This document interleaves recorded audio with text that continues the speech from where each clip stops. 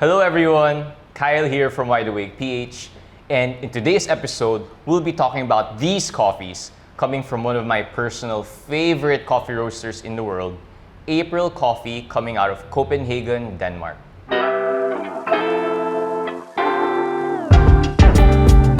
So to me, these are some very interesting and special coffees. But that's from my perspective as a super coffee enthusiast. But the question is, why would you spend 240 US dollars worth of your hard-earned money to import some special coffee coming from Denmark? So in today's episode, we'll find out why. So before we talk about these coffees, I think it's quite fitting to first talk about April Coffee Roastery. So the roastery is a small, privately owned business which is founded by Patrick Rolfe, who is quite an accomplished coffee person himself, winning silver in the 2019 World Brewers Cup. But besides that, the man also runs a YouTube channel, April Coffee, together with his team, and he is also now a coffee book author. What makes April Coffee special is the way they think about and approach coffee. You see, for these people, quality comes first. And what that means is they're always thinking about, they're always planning, they're always executing on how to make coffee taste better. This quality comes first approach is a very interesting way to do business. Because you see, from a traditional business perspective or an entrepreneur's perspective, what they will do is they will set the price first. They will take a look at their target market, understand the demographics of their market, and form a game plan around that, and then market their products accordingly. So this style of business, of course, can create great products, but usually a compromise in product quality will arise because of this way of doing business. But with April, their focus is on creating their interpretation, their vision of the best tasting coffee possible. As such, they run their business that way, in a very unique way, I think. So they run their roastery very much like a Michelin star awarded restaurant, meaning they have a very close relationship to their partner farms or suppliers. Their partner farms or suppliers are producing some of the best coffees in the world. And they continuously do farm visits as featured in their YouTube channel. And on top of that, they're very meticulous in picking the kinds of lots that suit their flavor preferences and their menu. And from there, April will roast these coffees in their own kind of distinctive style, which we will touch on later. And they will quality control these coffees by color tracking it and cupping it before shipping out to their customers worldwide. So with that out of the way, let's now talk about these coffees. So what we have in front of you are 5 coffees coming out of April's main line and 2 coffees coming from his limited line. And from what I understand, April Coffee's main line will have a cup score of at least 86 points, while their limited line will have a cup score of at least 88. And these are specifically sourced nano lots, so really small, special lots of coffee. But what does that really mean, right? It's just a score. What does that mean to you? Okay, so to put things in perspective, 80 points is the standard in which you can call a coffee specialty. And yes, I agree that also does not mean anything. So let me put my personal take on this, right? So 80 points is something that is drinkable for me. 82 is pretty yummy. 84 is an awesome daily driver coffee. Okay? When you hit 86 points, that's an outstanding coffee. That tastes excellent.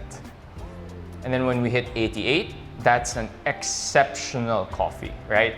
You will never complain drinking an 88-point coffee, typically.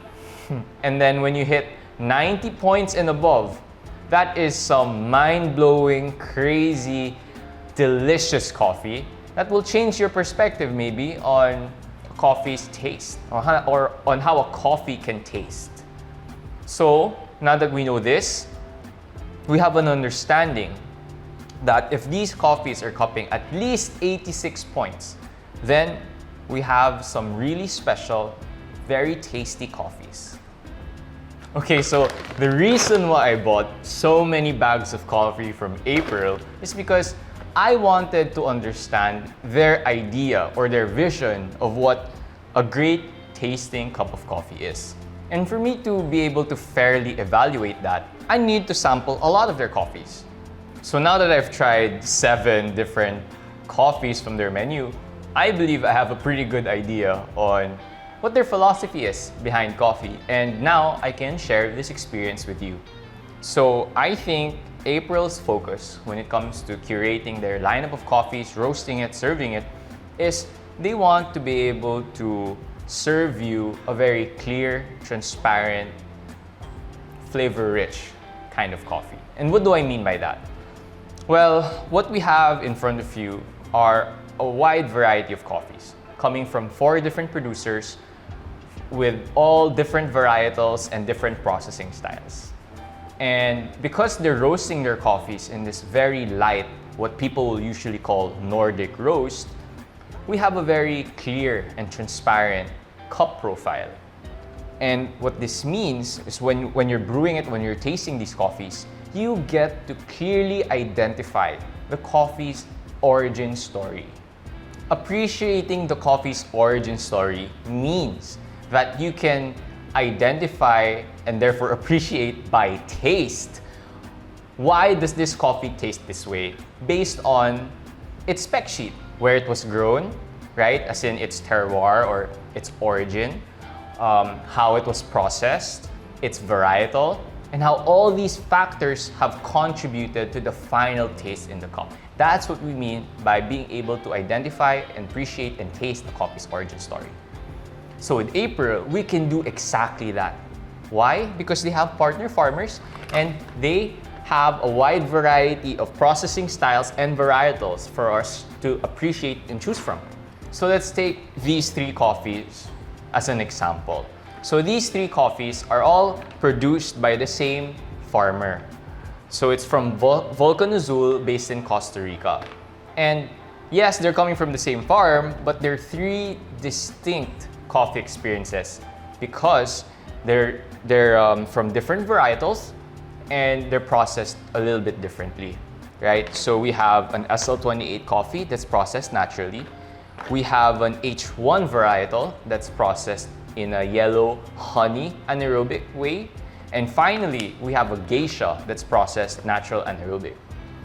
And what makes this really, really interesting is because, right, April is sourcing some really high quality lots of coffee and roasting them very lightly, making the flavor experience very clear, very transparent. And what that means for coffee enthusiasts like us is we can really pick apart, like, why does this coffee taste this way, right? It's this varietal. Okay, so this varietal tastes this way, and this processing affects the cup profile this way. And that makes this coffee experience so fun and so intriguing. What I'd like to emphasize about April Coffee's roast style, right, what I called the Nordic roast earlier, is that they're roasting their coffees very, very lightly. As in, it's a lot lighter than what we're used to here in the Philippines, even if we're already talking about specialty coffee roasters based here. And I think I'd like to stress that it's not that we can't, like roasters here in the Philippines can't roast this way. We can roast the coffees as light as this. The problem is, it's very difficult to create a very tasty cup of coffee roasting this light because it's merciless. You really have to source a very high quality and a very specific kind of high quality coffee to be able to curate a menu like this. And wow, props to April, that's really impressive. For them to have been able to achieve this and achieve this very consistently. So why? Why is it worth spending $240 of your hard-earned money to import coffee all the way from Denmark? Well, honestly, in today's capitalist society, it's so difficult to come across a quality comes first approach, right? In any industry. Because usually, products are so compromised in their quality because they have to compromise somewhere to reach a certain price point to please certain people. So by buying April Coffee, I get to support a person's vision of creating his ideal version of coffee, right? So I get to support something of quality, something meaningful. So that's it for today's video. If you liked our video, please like, please subscribe. And if there's any other coffee roastery that you think I should try, please comment below and I'll be sure to give that a try.